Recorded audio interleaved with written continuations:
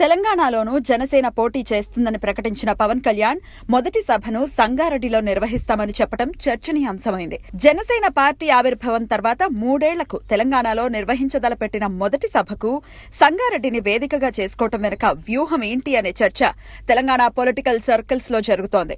జనసేన తొలి సభకు సంగారెడ్డిని వేదికగా ఎంపిక చేసుకోవటం వెనుక జగ్గారెడ్డితో ఉన్న సాన్నిహిత్యమే కారణమనే వాదన వినిపిస్తోంది. సంగారెడ్డిలో బలమైన అనుచర గణమున్న జగ్గారెడ్డి సభ ఏర్పాట్లతో పాటు అన్ని అంశాల్లో సహకరిస్తారనే కోణంలోనే ఈ ప్రాంతాన్ని సెలెక్ట్ చేసుకున్నట్లు చెప్తున్నారు. తన ప్రసంగాల్లో జగ్గారెడ్డి పేరును ప్రస్తావించడం, గతంలో పలుమార్లు ఇరువురు భేటీ కావటం కారణం కావచ్చు అని అంటున్నారు. ఇటీవల సంగారెడ్డి శివార్లోని ఇస్మాయిల్ ఖాన్ పేటలో షూటింగ్ సందర్భంగానూ పవన్ తో జగ్గారెడ్డి ప్రత్యేకంగా సమావేశం అవ్వటం, పలు అంశాలపై చర్చించడం హాట్ టాపిక్ గా మారింది.